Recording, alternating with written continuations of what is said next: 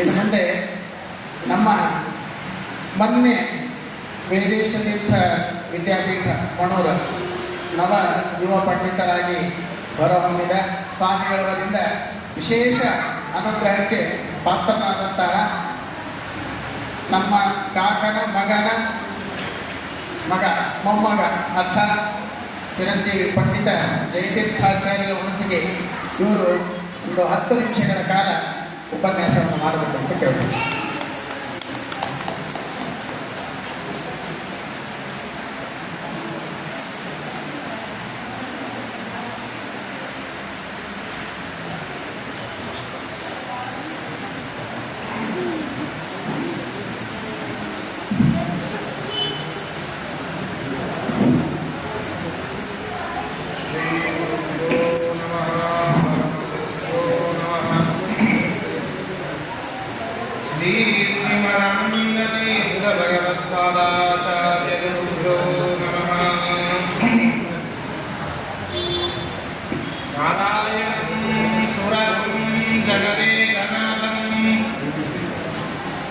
भक्तप्रियं सकललोकनमस्कृतं च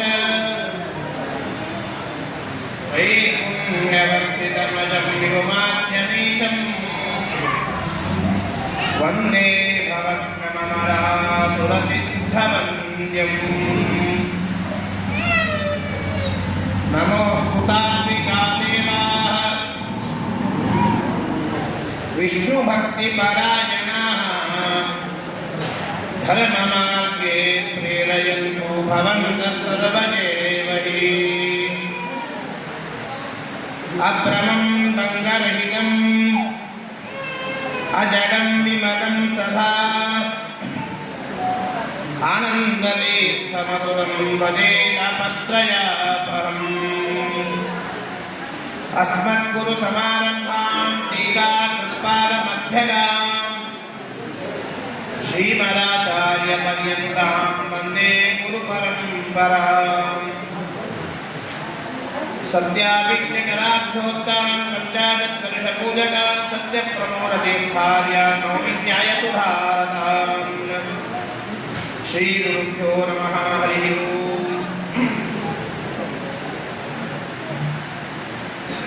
ಈ ಶ್ರೀಮನ್ ಮಹಾಭಾರತ ಅಪಹರಣೆಯ ಮತ್ತು ಗೀತಾಭಾಷ್ಯದ ಮಂಗಳ ಮಹೋತ್ಸವದಲ್ಲಿ ಪಂಡಿತರಾಗಿರ್ತಕ್ಕಂತಹ ಅನೇಕ ವಿದ್ವಾಂಸರು ಇಲ್ಲಿ ಕುಳಿತುಕೊಂಡಿದ್ದಾರೆ. ಆದರೆ ಯುವ ಪಂಡಿತ ಪ್ರವಚನ ಹೇಳು ಅಂತ ಹೇಳಿದ್ರು. ಈ ಎಲ್ಲ ಪಂಡಿತರ ಮುಂದೆ ಗೆದ್ದು ಬರೋದು ಅಂದರೆ ದೊಡ್ಡ ಕಷ್ಟವಾಗಿರ್ತಕ್ಕಂತಹ ಕೆಲಸ. ಯಾಕೆ ಅಂತಂದ್ರೆ ಸಮುದ್ರ ಹೋಗ್ತಾ ಇರ್ತದೆ, ಅಲೆಗಳು ಬೇಕಾದಷ್ಟು ಬರುತ್ತೆ. ಸಮುದ್ರ ಬೇರೆ, ವಾಣಿ ಬೇರೆ ಮನೆಯಲ್ಲಿ ಇದ್ದಿದ್ದು. ಒಂದೆರಡೇ ಜ್ಞಾನಗಳನ್ನು ತಿಳಿದುಕೊಂಡವರಿಗೆ ತಂದು ಇದ್ದಲ್ಲಿ ಕೂಡಿಸ್ಬಿಟ್ರು ಅಂದರೆ ಬಹಳ ಕಷ್ಟ ಆಗುತ್ತೆ. ಏನು ತಪ್ಪು ಹೇಳ್ತೀವೇನಪ್ಪ, ದೊಡ್ಡ ದೊಡ್ಡ ಪಂಡಿತರೆಲ್ಲ ಕುತ್ಕೊಂಡ್ಬಿಟ್ಟಿದ್ದಾರೆ, ನಾವೇನು ಹೇಳ್ತೀವೇನೋ ಅಂತ ಅಂದಿದ್ವಿ. ಆದರೆ ಆಚಾರ್ಯರು ವಿಚಾರ ಮಾಡಿ ತಂದು ಕೊಡಿಸಿದ್ದಾರೆ ಅಂತಂದ್ರೆ ಹೇಗಿರುತ್ತೆ ಅಂದರೆ, ಒಂದೇ ವಿಷಯದಲ್ಲಿ ಹೇಳಬೇಕು ಅಂದರೆ, ಗಂಗಾ ಸಂಗೇನ ನೈರ್ಮಲ್ಯಂ ಪ್ರತ್ಯಾದ್ಯ ಲಭ್ಯತೆ ಎಲ್ಲ ವಾಚೋ ವಿಶುದ್ಧಿ ಸಿದ್ಧಾರ್ಥಂ ಸಂಗಮ್ಯಂತೆ ಗುರೋರ್ವಿರಹ ಅಂತ ಹೇಳಿದ್ದಾರೆ. ಈಗ ಹಾದಿಯಲ್ಲಿ ಹರಿದು ಹೋಗ್ತಾ ಇರ್ತದೆ ನೀರು, ಅದೇನಾಗುತ್ತೆ, ಗಂಗಾ ನದಿಯಲ್ಲಿ ಹೋಗಿ ಕುಳಿತುಕೊಳ್ಳುತ್ತೆ. ಕೂತ ಮೇಲೆ ಆ ನೀರನ್ನು ಶುದ್ಧ ಆಗಿ ಹೋಗುತ್ತೆ. ಆ ಎಲ್ಲ ಪಂಡಿತರು ಹೇಳುವ ಪ್ರವಚನದಲ್ಲಿ ನಂದು ಒಂದೆರಡು ಮಾತುಗಳು ಸೇರ್ಬೇಕು ನೋಡ್ರಿ. ಒಂದೆರಡು ಮಾತು ಸೇರಿ ಶುದ್ಧ ಆಗಲಿ ಅಂತ ತಂದು ಕೊಡಿಸಿಬಿಟ್ಟಿದ್ದಾರೆ. ವಿನಾ ಆ ಎಲ್ಲ ಪಂಡಿತರು ಹೇಳ್ಬೋದಾಗಿತ್ತು ಪ್ರವಚನವನ್ನು. ಇವನು ಕೂಡಬೇಕು ಅಂತ ಏನು, ಗಂಗಾ ಸಂಗೇನ ನೈರ್ಮಲ್ಯಂ, ಹಾದಿಯಲ್ಲಿ ಹರಿದು ಹೋಗ್ತಾ ಇರುತ್ತೆ ನೀರು. ಆ ಗಂಗಾ ನದಿಯಲ್ಲಿ ಕುಳಿತ ಮೇಲೆ ಆ ನೀರು ಹೇಗೆ ಶುದ್ಧವಾಗುತ್ತೆ ನೋಡ್ರಿ. ಆ ಎಲ್ಲರೂ ಪ್ರವಚನ ಹೇಳೋದ್ರಲ್ಲಿ ನಂದು ಒಂದೆರಡು ಮಾತುಗಳು ಸೇರ್ಕೊಂಡ್ಬಿಟ್ಟಿ ಅನ್ನೋದರಿಂದ ಆ ಪಂಡಿತರು ತಂದು ನಮಗೆ ಕುಡಿಸುತ್ತಾರೆ. ಆದರೆ ಈ ಪ್ರವಚನ ದಾಟಿ ಬರೋದಿಲ್ಲ ನೋಡ್ರಿ, ಆ ಶುದ್ಧ ಆಗಿಬಿಡುತ್ತೆ ನೀರು. ಗಂಗಾ ಸಂಗೇನ ನೈರ್ಮಲ್ಯಂ, ನೀರು ಶುದ್ಧ ಆಗಿ ಹೋಗ್ಬಿಡ್ತು. ಆದರೆ ಈ ಪ್ರವಚನದಿಂದ ದಾಟಿ ಬರೋದು ಒಂದೆರಡು ಮಾತುಗಳಲ್ಲಿ ತಿಳಿಸಿಕೊಡ್ಬೇಕು. ಕೃಷ್ಣ ಹೇಳ್ತಾನೆ, ಗೀತೆಯಲ್ಲಿ ಹೇಳ್ತಾನೆ, ಮಯಾಸಕ್ತ ಮನಃಪಾರ್ಥ ಮಯ್ಯಾಸಕ್ತ ಮನಪಾರ್ಥ ಯೋಗಂ ಎನ್ ಜನ್ಮನಾಂತರಂ ಅಂತ ಹೇಳ್ತಾರೆ. ಅಂದ್ರೆ ಅರ್ಥ ಏನ್ರಿ? ಮಯ್ಯಾಸಕ್ತ ಮನಪಾರ್ಥ ಯೋಗಂ ಯತ್ ಜನ್ಮನ ಮದಾಶ್ರಯ ಅಂತ ಹೇಳ್ತಾರೆ. ಮದಾಶ್ರಯ ಅಂತ ಹೇಳಿದ್ದಾರೆ ಶ್ರೀಮದಾಚಾರ್ಯರು ಗೀತಾ ಭಾಷೆಯಲ್ಲಿ ಒಂದು ಅರ್ಥವನ್ನು ಹೇಳ್ತಾರೆ. ಇದಕ್ಕೆ ಈ ರೀತಿಯಾಗಿ ಚಿಂತನೆಯನ್ನು ಮಾಡಬೇಕು. ಮದಾಶ್ರಯ ಅಂತ ಅಂದ್ಬಿಟ್ರು ಬರೀ ಚಿಂತನೆ ಮಾಡಬೇಕು. ಏನು ಚಿಂತನೆ ಮಾಡೋದು? ನಾವು ಚಿಂತನೆ ಮಾಡಬೇಕು ಅಂತ ಹೇಳಿ ಶ್ರೀಮದಾಚಾರ್ಯ ಹೇಳ್ತಾರೆ. ಭಗವಾನೇವ ಮಯಾ ಸರ್ವಂ ಕಾರಯತಿ ಸಯೇವ ಚ ಮೇ ಶರಣಂ ಅಂತ ಶ್ರೀಮದಾಚಾರ್ಯ ತಿಳಿಸಿಕೊಡ್ತಾರೆ ಗೀತಾ ಭಾಷೆಯಲ್ಲಿ.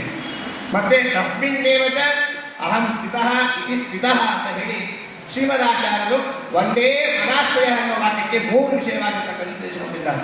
ಇಲ್ಲಿ 3 ವಿಧವಾಗಿರ್ತಕ್ಕಂತಹ ಚಿಂತನೆಯನ್ನು ಮಾಡಬೇಕು. ಚಿಂತನೆ ಅಂದ್ರೆ ಏನು ಅಂದ್ರೆ ಇಲ್ಲಿ ಈ 3 ವಾಕ್ಯಗಳಿಗೆ ಒಂದೊಂದು ರೀತಿಯಾಗಿರ್ತಕ್ಕಂಥ ತಿಳಿಸಿಕೊಡ್ತಾರೆ ಶ್ರೀಮದಾಚಾರ್ಯ. ಭಗವಾನೇವ ಮಯಾ ಸರ್ವಂ ಕಾರಯತಿ, ಭಗವಂತನೇ ಏನ್ ಮಾಡ್ತಾನೆ? ನನ್ನೊಳಗೆ ನಿಂತು ಎಲ್ಲ ಕಾರ್ಯವನ್ನು ನಡೆಸಿಕೊಡ್ತಾನೆ. ಭಗವಾನೇವ ಮಯಾ ಸರ್ವಂ ಕಾರಯತಿ. ನಮಗೆ ಈ ಬುದ್ಧಿ ಇರಲ್ಲ ರೀ. ನಾವೆಲ್ಲ ಹೇಳ್ಕೊಂಡ್ಬಿಡ್ತೇವೆ, ಒಂದು ಕೆಲಸ ಮಾಡಿದ್ರೆ ನಾನೇ ಮಾಡಿಬಿಟ್ಟೆ, ಆಚಾರ್ಯ ಇವತ್ತು ನಾನು ಹೋಗಿದ್ದೆ, ನನ್ನಿಂದ ಕೆಲಸ ಆಗ್ಬಿಡ್ತದು,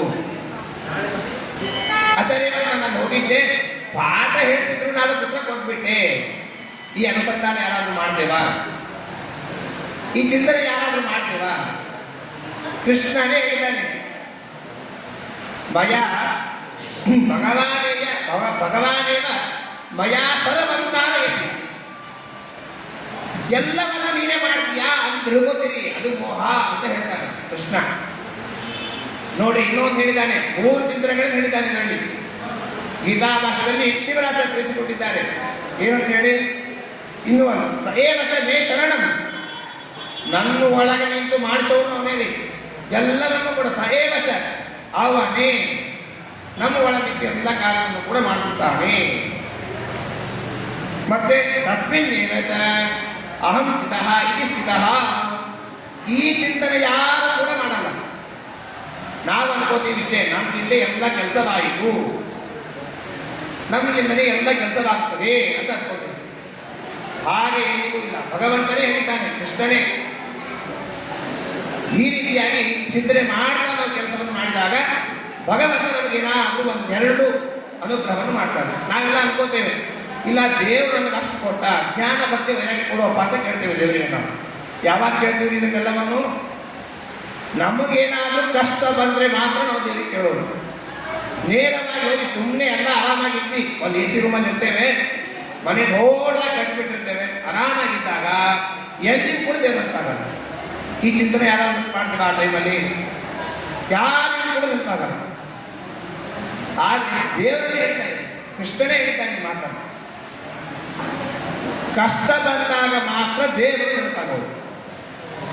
ಆದ್ರೆ ಕೃಷ್ಣನೇ ಹೇಳ್ತಾನೆ ಅದೇ ಗೀತೆಯಲ್ಲಿ, ಅನನ್ಯಾಶ್ಚಿಂತಯಂತೋ ಮಾಂ ಯೇ ಜನಾಃ ಮನ್ಯುಪಾಸತೆ ಯೋಗಕ್ಷೇಮಂ ವಹಾಮ್ಯಹಂ. ಅನನ್ಯವಾಗಿ ನಿನ್ನನ್ನು ನಂಬ್ರಿ, ಮೊದಲಿಗೆ ನಂಬಿದ್ರೆ ನಿಮ್ಮ ಯೋಗಕ್ಷೇಮವನ್ನು ಕೂಡ ನಾನೇ ಕೇಳ್ತೇನೆ ಅಂತ ಹೇಳ್ತಾನೆ ಕೃಷ್ಣ.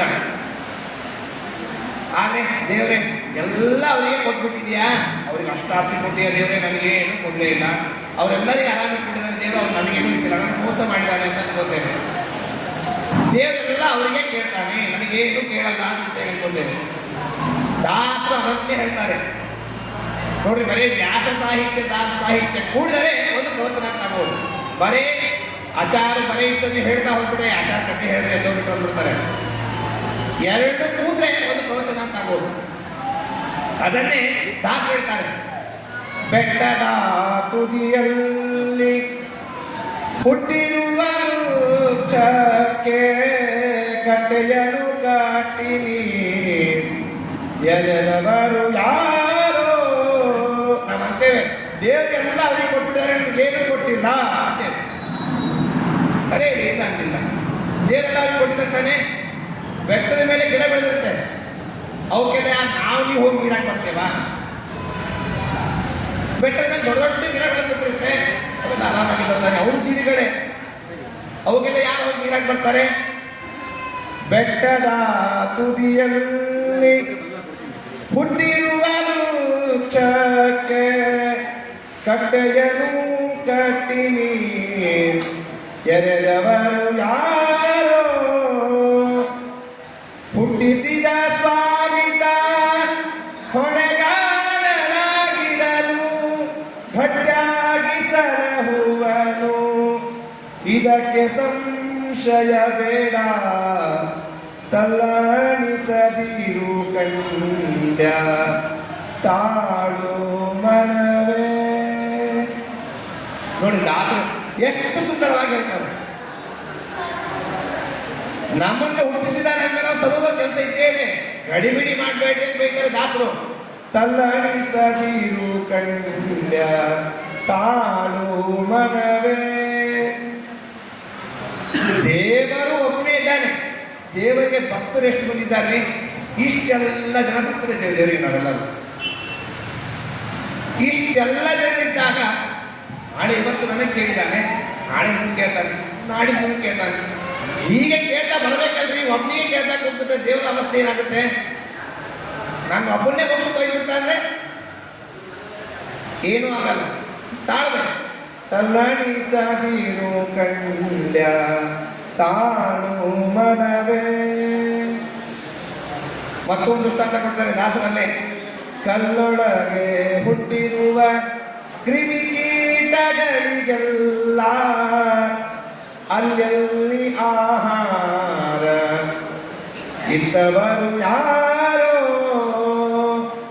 ಕಲ್ಲೇ ಹುಳಕ್ಕೆ ಹುಡ್ತಾವ್ರಿ,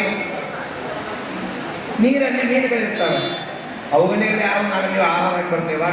ಇಲ್ಲರಪ್ಪ, ನೀವೆಲ್ಲ ಆರಾಮಾಗಿರ್ಬೇಕು, ನಿಮ್ಗೆ ನೀವು ತಿನ್ರಿ ಆರಾಮಾಗಿರಿ ಯಾರು ಹೇಳ್ಬಿಡ್ತೀವ? ಇಲ್ಲ, ಆರಾಮಾಗಿದ್ದಾವ ತಾನೆ ಎಲ್ಲವೂ ಕೂಡ. ಅಂದರೆ ಭಗವಂತನ ಅನುಗ್ರಹ ಇದ್ದೇ ತಿಳಿದುಕೊಳ್ಬೇಕು. ಅಂತಹ ಭಗವಂತ ನಮ್ಮೆಲ್ಲರಿಗೂ ಕೂಡ ವಿಶೇಷ ಅನುಗ್ರಹ ಮಾಡಬೇಕಾದರೆ ಅಂತಹ ಜ್ಞಾನ ಭಕ್ತಿ ವೈರಾಗ್ಯಗಳನ್ನು ನಾವು ಮಾಡಬೇಕು. ಒಂದಿನ ಒಂದು ಪ್ರದರ್ಶನ ಆಗ್ತದೆ. ದಿನದಲ್ಲಿ ನಾವು ಎಷ್ಟು ಕೊಡ್ತೇವೆ ದೇವರಿಗೆ ಟೈಮು? ಅರ್ಧ ಗಂಟೆ ಕೊಟ್ಟರೆ ಭಾಳ ಆಗೋದು. ಅರ್ಧ ಗಂಟೆಗಿಂತ ಜಾಸ್ತಿ ಯಾರೂ ಕೂಡ ಕೊಡಲ್ಲ. ಇಷ್ಟೇ, ಒಂದು ಪೂಜೆ ಮಾಡ್ತೇವೋ ಒಂದು 45 ನಿಮಿಷ ಮಾಡಿರ್ಬೋದು, 1 ಗಂಟೆ ಮಾಡಿರ್ಬೋದು. 24 ಗಂಟೆಯಲ್ಲಿ 1 ಗಂಟೆ ದೇವರಿಗೆ ಕೊಡ್ತೇವೆ. ಇದು ಕೊಟ್ಟ ದೇವರು ಅನುಗ್ರಹ ಮಾಡ್ತಾನ?